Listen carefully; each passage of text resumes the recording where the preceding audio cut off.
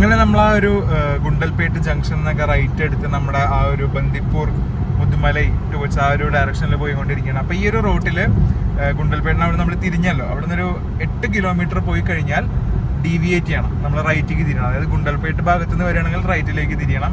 അല്ല നിങ്ങൾ ആ ഒരു മുതുമലൈ അല്ലെങ്കിൽ ആ ബന്ദിപ്പൂർ ടൈഗർ റിസർവ് ഒക്കെ അല്ലേ, ആ ഭാഗത്ത് നിന്ന് വരികയാണെങ്കിൽ നിങ്ങൾ ലെഫ്റ്റിലേക്ക് തിരിയണം. അപ്പോൾ ആ ഒരു റോഡിൽ പോയാലാണ് നമ്മുടെ ഹിമവത് ഗോപാൽ സ്വാമി ഹിൽസ് എത്തുക. അപ്പോൾ നമ്മളിങ്ങനെ വരുമ്പോൾ നമുക്ക് ഇവിടെ മുകളിൽ ഇങ്ങനെ ഒരു ബോർഡ് കാണാം, welcome to Himavad Gopal Swamy Hills എന്ന് പറഞ്ഞ് നമ്മളൊരു ആർച്ച് കണ്ടില്ലേ, അവിടെയാണ് നമ്മൾ റൈറ്റ് എടുക്കേണ്ടത്. ഇവിടുന്ന് റൈറ്റ് എടുത്ത് നമ്മൾ ഉള്ളിലേക്ക് ഏതാണ്ട് ഒരു 12 കിലോമീറ്ററോളം പോകണം. 12-11 കിലോമീറ്റർ ആണ് ക്ഷേത്രത്തിലേക്കുള്ളത്. ഈ ക്ഷേത്രത്തിന്റെ സമയം എന്ന് പറഞ്ഞെങ്കിൽ രാവിലെ 8:30 തൊട്ട് വൈകുന്നേരം 4 മണി വരെയാണ്.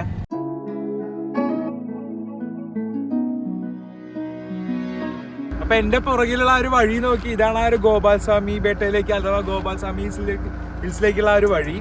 ഒരു രക്ഷയില്ല. നിങ്ങൾ റീൽസ് ഒക്കെ കണ്ടിട്ടുണ്ടെങ്കിൽ ഏറ്റവും കൂടുതൽ വൈറലായത് ഈ ഒരു റൂട്ടാവും. ഈ ഒരു ഗോപാൽ സ്വാമിയിലേക്കുള്ള ഈ ഒരു വഴി ഉണ്ടല്ലോ, ഇതാണ് ഏറ്റവും കൂടുതൽ വൈറലായി ഉണ്ടാവുക. എന്ത് രസമാണെന്ന് നോക്കി എന്ത് രസമാണെന്ന് നോക്കി. ആ ഒരു സ്ട്രെയിറ്റ് റോഡ് അങ്ങനെ നീണ്ടു നിവർന്ന് കിടക്കണ ആ ദൂരെ കാണുന്ന മലയില്ലേ, അതിൻ്റെ മുകളിലേക്കാട്ടോ നമ്മൾ കയറി പോകേണ്ടത്.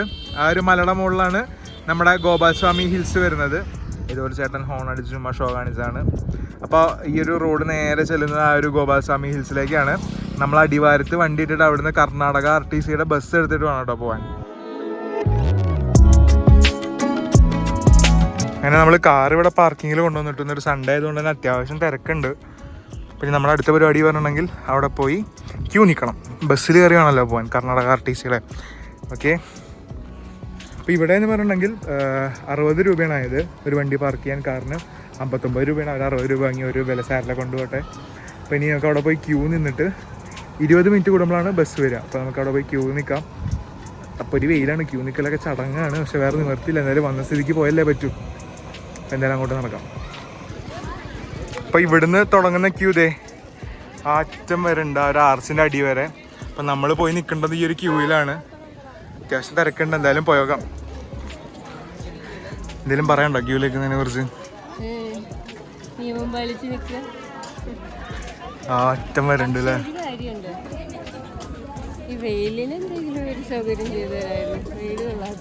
നമ്മുടെ ഫേവറേറ്റ് ചിപ്സ് ഇതേ പുറകിൽ തൂങ്ങി കിടക്കണം.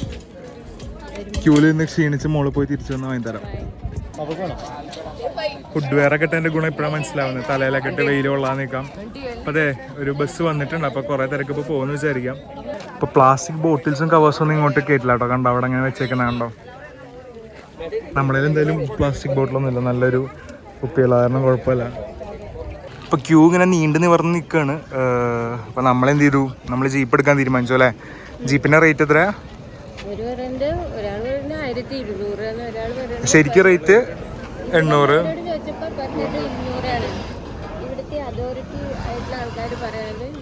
ടോട്ടൽ 800 ജീപ്പിന്. അങ്ങനെ പക്ഷെ ഇവിടെ ഇതിന്റെ ഏജൻസി എന്താണെന്ന് അറിയില്ല, ഇവര് പറയുന്നത് 1200 പറയുന്നുണ്ട്. എന്താ ഇവിടുത്തെ കളിന്ന് അറിയില്ല. ഓക്കെ, പിന്നെ ബസ്സിനാണെങ്കിൽ ഒരു ടിക്കറ്റിന് 70 അല്ലേ. അപ്പോൾ നിങ്ങൾ വരുന്നുണ്ടെങ്കിൽ ക്യൂ നിൽക്കുക, ബസ്സിന് ടിക്കറ്റ് 70 കിട്ടും. ഈ ക്യൂവിൽ നിന്നുണ്ടെങ്കിൽ ബസ് വരും, ബസ്സിൽ കയറിപ്പോ. അപ്പോൾ നമ്മളിത് ഈ ജീപ്പിലാണ് പോണത്.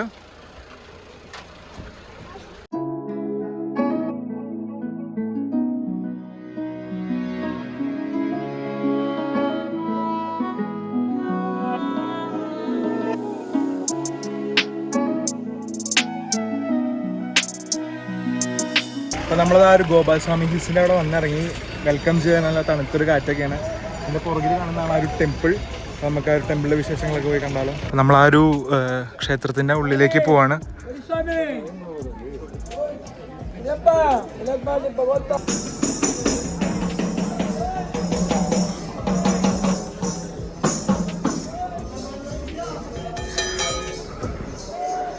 അപ്പം അങ്ങനെ നമ്മൾ ആ ഒരു ക്ഷേത്രത്തിൻ്റെ മുന്നിലെത്തി. ഇതാണ് ആ ഒരു ഗോപാൽ സ്വാമി ക്ഷേത്രം.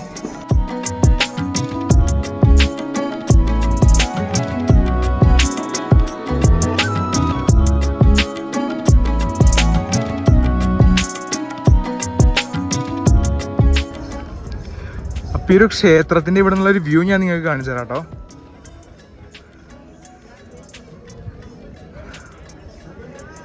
നോക്കി, ഇതാണ് താഴത്തേക്കുള്ള ഒരു വ്യൂ. ഈ കാണുന്ന റോഡ് വഴിയാണ് നമ്മൾ കയറി വന്നത്, ഒരു രക്ഷയില്ല. അപ്പോൾ അതെ കർണാടക ആർട്ടിസിലെ ബസ് ഇങ്ങനെ അടുത്ത ട്രിപ്പ് പോകാൻ റെഡി ആയി നിൽക്കുന്നുണ്ട്. ആളുകൾ ക്യൂ നിന്നതിൽ കയറുന്നുണ്ട്. ആ താഴത്തേക്കുള്ളൊരു വ്യൂ നോക്കി, എന്ത് രസമാണെന്ന് നോക്കിയേ. ഇവിടെ എന്തോ അന്നദാനമോ മറ്റോ ഉണ്ട്, ഇതുകൊണ്ട് എല്ലാവരും ഇരുന്നിങ്ങനെ എന്തോ കഴിക്കുന്നൊക്കെ ഉണ്ട്. ഉച്ച സമയമല്ല, അപ്പം അന്നദാനമൊക്കെ ഉണ്ടാവും. എല്ലാവരും അവിടെ എവിടെയൊക്കെ ആയിട്ട് ഇരുന്ന് എന്തൊക്കെയോ കഴിക്കുന്നുണ്ട്, പ്രസാദം. ഞങ്ങൾ വന്ന സമയത്ത് നല്ല വെയിലാണ്, അതാണൊരു പ്രശ്നം. കുറച്ചുകൂടി വൈകുന്നേരം അല്ലെങ്കിൽ ഏർലി മോർണിംഗ് ഒക്കെ വന്നിട്ട് നല്ല രസവും, കോടയും നല്ലൊരു തണുത്ത കാറ്റൊക്കെ ആയിട്ട്. ചെറിയ തണുത്ത കാറ്റുണ്ട്, പക്ഷെ നല്ല വെയിൽ, അതാ പ്രശ്നം. ഈ ഒരു ഭാഗം കണ്ടില്ലേ, ഇവിടെയാണ് സ്ഥിരമായിട്ടൊരു ആന വരാറ് വൈകുന്നേരങ്ങളിൽ വെള്ളം കുടിക്കാൻ. അതിൻ്റെ വീഡിയോ നിങ്ങൾക്ക് നെറ്റിൽ നോക്കിയിട്ട് കാണാം. നല്ല കൊമ്പൊക്കെയുള്ളൊരു ആന ഇവിടെ വന്ന് ഇങ്ങനെ വെള്ളം കുടിക്കുന്നതിൻ്റെയും ഈ ക്ഷേത്ര പരിസരത്ത് ഇങ്ങനെ വരുന്നതിൻ്റെയൊക്കെ ധാരാളം വീഡിയോകൾ യൂട്യൂബിലൊക്കെ നിങ്ങൾക്ക് കിട്ടും.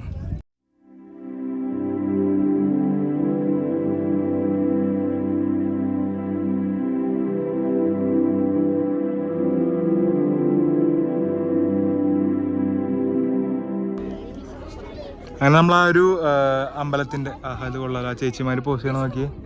അപ്പോൾ നമ്മൾ ആ ഒരു ക്ഷേത്രത്തിൻ്റെ ഇപ്പുറത്തെ വശത്ത് വന്നു. ഫുള്ളിങ്ങനെ പുൽമേടുകളാണ് ചുറ്റും. ബന്ദിപ്പൂർ ഫോറസ്റ്റിൻ്റെ ഭാഗമായിട്ടാണ്.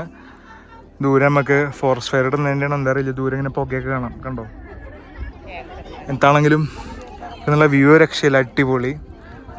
അപ്പോൾ ഈ ഒരു ഗോപാൽസ്വാമി ബേട്ട, അല്ലെങ്കിൽ Beta means hill, Gopalswamy hills എന്ന് പറഞ്ഞെങ്കിൽ ശ്രീകൃഷ്ണനാണ് ഇവിടുത്തെ ഒരു പ്രധാന പ്രതിഷ്ഠ. ഇതിന് ദക്ഷിണ സൗത്ത് ഗോവർദ്ധനഗിരി എന്നുകൂടി ഒരു പേരുണ്ട്. അതുപോലെ 4770 ഫീറ്റ് സമുദ്രനിരപ്പിൽ നിന്നും അത്രയും ഉയരത്തിലാണ് ഈ ഒരു ക്ഷേത്രം ഇവിടെ സ്ഥിതി ചെയ്യുന്നത്. അപ്പോൾ ഇവിടെ നമുക്ക് ഈ ഒരു ക്ഷേത്രത്തിൻ്റെ തേരൊക്കെ കാണാം. ഉത്സവവേളകളിലൊക്കെ ഉപയോഗിക്കുന്നതിന് വേണ്ടിയിട്ടുള്ള ഒരു വലിയ തേരാണ്. താഴെ ഒരു ആളിരിക്കുന്നൊക്കെ ഉണ്ട്, അപ്പോൾ അതിൻ്റെ ഒരു വലിപ്പം നിങ്ങൾക്ക് മനസ്സിലാവും. ഇവിടെ ഒരാൾ നിന്ന് ഇതൊക്കെ മീട്ടി പാട്ടൊക്കെ പാടുന്നുണ്ട്.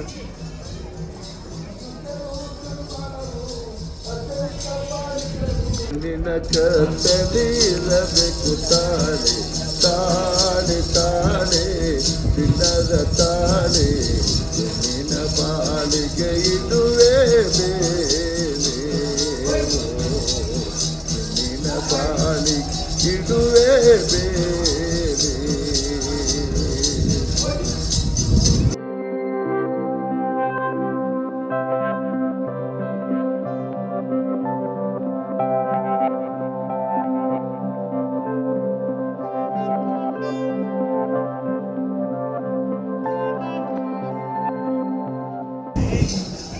അമ്മേ, ഈ ഒരു ക്ഷേത്രത്തിന് ദക്ഷിണ ഗോവർദ്ധനഗിരി അല്ലെങ്കിൽ കമലാചല എന്നൊരു പേരും കൂടി ഉണ്ട് കേട്ടോ. ഇത് നിർമ്മിച്ചത് 14-ാം നൂറ്റാണ്ടിലാണ്, 1315-ലാണ്. ഇപ്പം ഈ ഒരു ക്ഷേത്രം എന്ന് പറഞ്ഞെങ്കിൽ 13-ാം നൂറ്റാണ്ടിൽ, 14-ാം നൂറ്റാണ്ടിൽ നിർമ്മിച്ചാണ്. അതായത് 1315-ാം ആണ്ടിൽ. അത് മറ്റേ ഹൊയ്സാല രാജാക്കന്മാരുടെ കാലമായിരുന്നു. അപ്പോൾ കിങ് ചോള ബല്ലാല എന്ന് പറഞ്ഞൊരു രാജാവാണ് ഇത് നിർമ്മിച്ചത് ഈ ഒരു ക്ഷേത്രം. അതിനുശേഷം പിന്നെ മൈസൂരിലെ വോഡയാർ രാജവംശയിലെ അവരാണ് ഇതിൻ്റെ ഒരു പരിപാലനമൊക്കെ ഏറ്റെടുത്തിരുന്നത്. അവർക്ക് ഭയങ്കര ഇൻട്രസ്റ്റ് ആയിരുന്നു ഈ ഒരു ക്ഷേത്രത്തിൻ്റെ പരിപാലനമൊക്കെ ഏറ്റെടുക്കാൻ. അപ്പോൾ പിന്നീട് അവരാണ് പരിപാലിച്ചിരുന്നത്. ഇവിടെ 2 ബസ്സുകൾ ഇങ്ങനെ റെഡി ആയിട്ട് നിൽക്കുന്നുണ്ട്. ഇങ്ങോട്ട് വരുമ്പോൾ ഓർഗനൈസ്ഡ് ആയിട്ട് ക്യൂ ഒക്കെ ഉള്ളൂ. തിരിച്ചു പോകുമ്പോൾ ഫസ്റ്റ് വരുന്നവർ ഫസ്റ്റ് കയറിയിരിക്കുക, സമയമാകുമ്പോൾ ബസ് എടുക്കും, തോന്നുമ്പോൾ വരെ കയറുക, അങ്ങനത്തെ സ്കീമാണ്. അപ്പോൾ നിങ്ങൾ ഇങ്ങോട്ട് വരുന്നുണ്ടെങ്കിൽ നിങ്ങൾ വേണ്ട സമയമൊക്കെ സ്പെൻഡ് ചെയ്ത് ഇവിടെ ബസ് നിൽക്കുന്നുണ്ടാവും, വന്ന് കയറുക, ആ ബസ് പോകുന്ന സമയത്ത് പോകും. അങ്ങനെയായിട്ട് ഇവിടുത്തെ പരിപാടി. ഇപ്പോൾ നമ്മുടെ കഷ്ടകാലം ആ ആന ഇതുവരെ കണ്ടില്ല. വൈകുന്നേരമൊക്കെ ആണെങ്കിൽ പിന്നെയും കാണാൻ പറ്റുമെന്നാണ് ഞാൻ ചില വീഡിയോയിലൊക്കെ കണ്ടപ്പോൾ മനസ്സിലാക്കിയത്. സ്ഥിരം ഒരു വൈകുന്നേര സമയത്ത് വെള്ളം കുടിക്കാൻ ഈ ഭാഗത്ത് വരുന്നത്. പിന്നെ ഇവിടെ ഒരു കോട്ടയുടെ ഭാഗമായിട്ടാണ് ഈ ഒരു ക്ഷേത്രം പണിതത്. ഞാൻ എവിടെ വായിച്ചു 13-ാം അതായത് ഒരു 13-14-ാം നൂറ്റാണ്ടായ സമയം തന്നെ ഈ ക്ഷേത്രം നിർമ്മിച്ച ഒരു സമയത്തായിട്ടാണ് ഒരു കോട്ടയും ഇവിടെ നിർമ്മിച്ചിരുന്നു പറഞ്ഞത്. നല്ലൊരു അടിപൊളി സ്ഥലമല്ല, ഇത്രയും ഉയരത്തിൽ നിൽക്കുന്നൊരു സ്ഥലം, ഒരു മല, അതും ബന്ദിപ്പൂർ കാടിൻ്റെ ഭാഗമാണ്. അപ്പോൾ ഇവിടെ നിന്നൊരു കോട്ടയൊക്കെ നിർമ്മിച്ചിട്ടുണ്ടെങ്കിൽ ചുറ്റും വ്യൂവും കിട്ടും. പിന്നെ ഇവിടെ ഒരു ക്ഷേത്രവും. അപ്പോൾ ഒരു തന്ത്രപ്രധാന സ്ഥലം തന്നെയായിരുന്നു പണ്ട് ഇത്. പിന്നെ ഇതിന് ഈ ഒരു ഹിമവത് ഗോപാലസ്വാമി എന്ന് പറയാൻ കാരണം ഹിമം എന്ന് പറഞ്ഞാൽ മഞ്ഞാണല്ലോ ബേസിക്കലി. ഇവിടെ നല്ല മറ്റേ മൂടൽമഞ്ഞ് വരുന്നൊരു സ്ഥലമാണ്. അപ്പോൾ നല്ല ക്ലൈമറ്റ് ആണെങ്കിൽ, അതായത് ഏർലി മോർണിംഗോ ഈവനിങ് ഒക്കെ ആണെങ്കിൽ നല്ലപോലെ മഞ്ഞ് മൂടുന്നൊരു സ്ഥലമായതുകൊണ്ടാണ് ഹിമവത് ഗോപാൽസ്വാമി ബേട്ട എന്ന് ഒരു പേര് വന്നത്. അതുപോലെ എടുത്തു പറയേണ്ട ഒരു കാര്യം എന്ന് പറഞ്ഞിട്ടുണ്ടെങ്കിൽ, ശരിക്കും ഇവിടെ ഒരു ജീപ്പിന് 800 രൂപയാണ്. അതിൽ 6-7 പേര് പോകും. ഞങ്ങൾ ഈ ജീപ്പിൽ 3 ഫാമിലിയാണ് വന്നത്. അതായത് ഏതാണ്ട് ഒരു 10-11 പേരുണ്ടാവും 3 ഫാമിലിയിലായിട്ട്. 3 പേരുടെ 800 രൂപ വെച്ച് വാങ്ങി. അപ്പോൾ അവരുടെ ലാഭം ഒന്ന് ആലോചിച്ച് നോക്കി. 2400 രൂപ ലാഭമല്ലേ? അല്ല, ടോട്ടൽ 2400, 1600 രൂപയിൽ അവർക്ക് ലാഭമാണ്, എക്സ്ട്രാ അഡീഷണൽ. ഇനി അതിൽ തന്നെ ഒരു ഏജൻറ് ഉണ്ട്. ഞാൻ ഈ വീഡിയോയിൽ കാണിക്കാം. ഇപ്പോൾ ഒരു വീഡിയോ വരും, ആ വീഡിയോയിൽ കാണിക്കാം.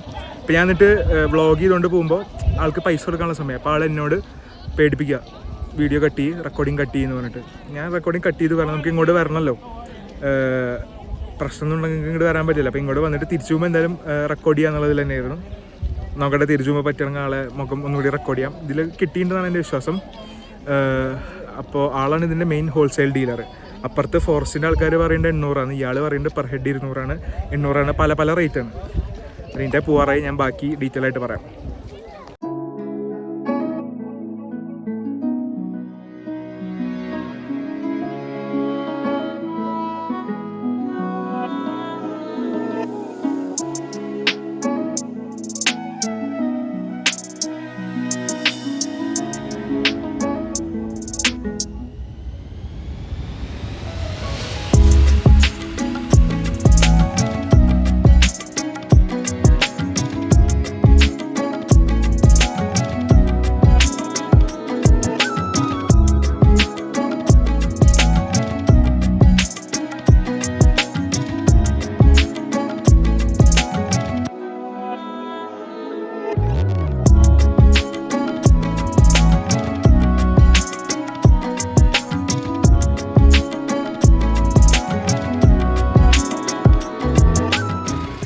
അമ്മ എന്ത് പറയണു?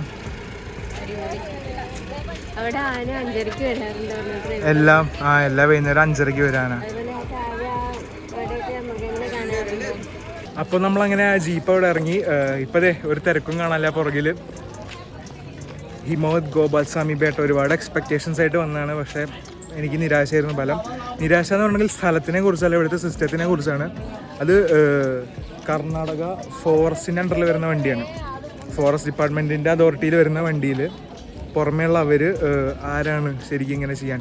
അപ്പം ഉണ്ടായ സംഭവം എന്താണെന്ന് വെച്ചിട്ടുണ്ടെങ്കിൽ, ആ വീഡിയോയിൽ കണ്ട ആളില്ലേ, he's like an agent.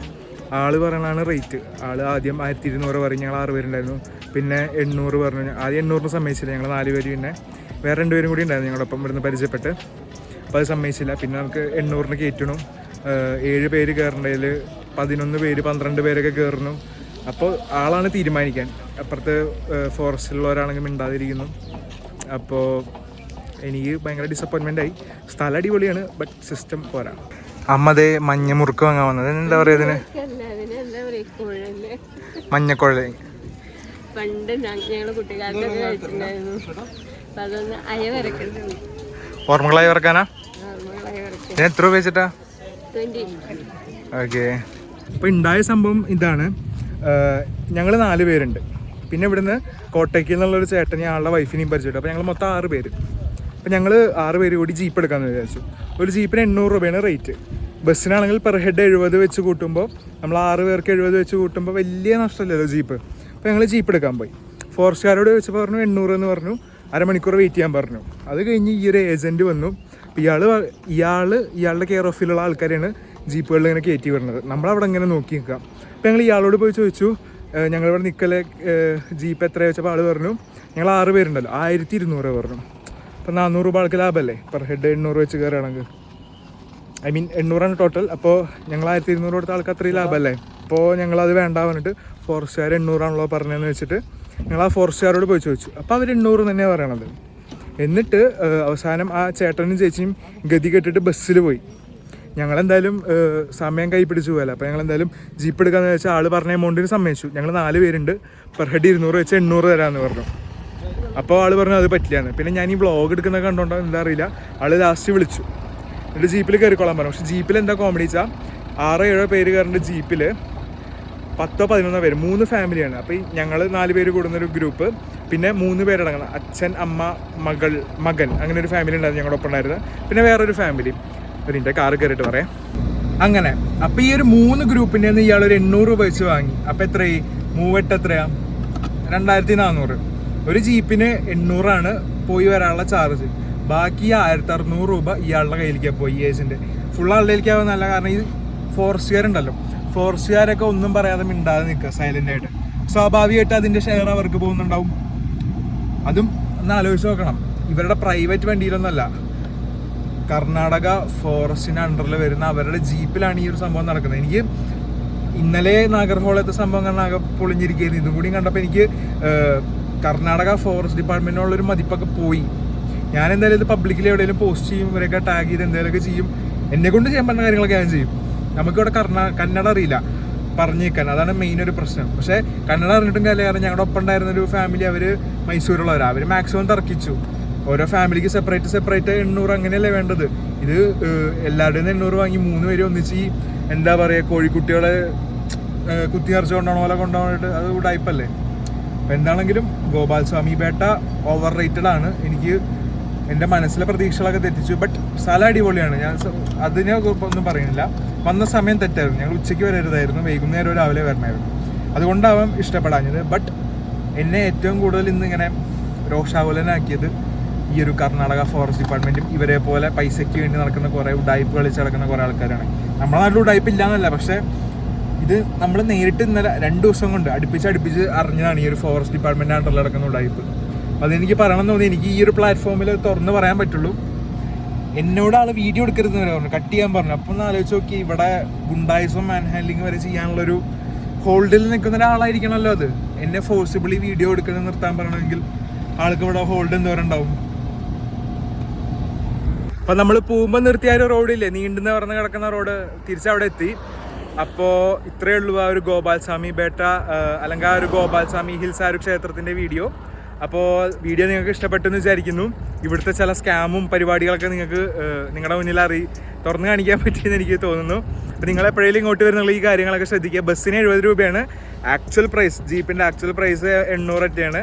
But ഇവിടെയുള്ള ഇത്തരത്തിലുള്ള ഉടായ്പ ആൾക്കാർ പല റേറ്റും പറയും. അപ്പോൾ നിങ്ങൾ നോക്കി വൈസ്ലി ചൂസ് ചെയ്യുക എന്താ വേണ്ടത്. മാക്സിമം ഇതുപോലുള്ള സാറ്റർഡേ സൺഡേസ് ഒഴിവാക്കുക. അപ്പോൾ തിരക്ക് കുറവാകൊണ്ട് നിങ്ങൾക്ക് ബസ്സിൽ തന്നെ കയറി പോകാം. അപ്പോൾ വീഡിയോ ഇഷ്ടപ്പെട്ടു എന്ന് കരുതുന്നു. യാത്ര ഇനി തുടരണം. നമ്മുടെ മസനഗുഡി വഴി ഊട്ടിയിലേക്കുള്ള ആ ഒരു യാത്ര, അതിൻ്റെ ഇടയ്ക്കാണ് നമ്മളിവിടെ കയറിയത്. നിങ്ങൾക്കറിയാലോ, കഴിഞ്ഞ വീഡിയോ കണ്ടവർക്ക് മനസ്സിലാവും. അപ്പോൾ ആ ഒരു യാത്ര കണ്ടിന്യൂ ചെയ്യണം. ഇൻ ബിറ്റ്വീനാണ് നമ്മളിവിടെ കയറിയത്. അപ്പോൾ അടിപൊളി വീഡിയോസൊക്കെ ഇനിയും ഓൺ ദി വേ ആണ്. അപ്പോൾ വീഡിയോ ഇഷ്ടപ്പെട്ടാൽ സബ്സ്ക്രൈബ് ചെയ്യുക. നിങ്ങൾ എൻ്റെ ചാനൽ ആദ്യമായിട്ട് ആ വീഡിയോ കാണുന്നുണ്ടെങ്കിൽ. പിന്നെ നിങ്ങളുടെ അഭിപ്രായങ്ങളൊക്കെ ഉണ്ടെങ്കിൽ നിങ്ങൾ തീർച്ചയായിട്ടും കമൻറ്റായിട്ട് രേഖപ്പെടുത്തുക. കാരണം നിങ്ങളുടെ അഭിപ്രായങ്ങൾ അറിഞ്ഞാൽ എനിക്ക് ഇമ്പ്രൂവ് ചെയ്യാൻ പറ്റുള്ളൂ. അതല്ല നിങ്ങൾക്ക് ഇനി പേഴ്സണൽ ആയിട്ട് അറിയിക്കണം എന്നുണ്ടെങ്കിൽ എൻ്റെ ഇൻസ്റ്റാഗ്രാം ഹാൻഡിലിൻ്റെയും ഫേസ്ബുക്ക് ഹാൻഡിലിൻ്റെയും ലിങ്ക്സ് ഞാൻ പ്രൊവൈഡ് ചെയ്തിട്ടുണ്ട് ഇവിടെ താഴെ ഡിസ്ക്രിപ്ഷനിൽ. അപ്പോൾ പേഴ്സണൽ മെസ്സേജ് അയക്കേണ്ടവർക്ക് അങ്ങനെ അയക്കാം. അതുപോലെ വായന താല്പര്യമുള്ളവരാണെങ്കിൽ ഞാൻ ചെറുതായിട്ട് ബ്ലോഗ് എഴുത്ത പരിപാടിയൊക്കെ തുടങ്ങിയിട്ടുണ്ട്. അപ്പോൾ അതിൻ്റെ ലിങ്കും ഉണ്ട്, വേണമെങ്കിൽ ട്രൈ ചെയ്യാം. അപ്പോൾ അത്രയേ ഉള്ളൂ. അടിപൊളി വീഡിയോ ആയിട്ട് നമുക്ക് ഉടനെ തന്നെ കാണാം. അതുവരേക്കും ഞാൻ അക്ഷയാണ്. Happy travelling with Akshay. Bye by.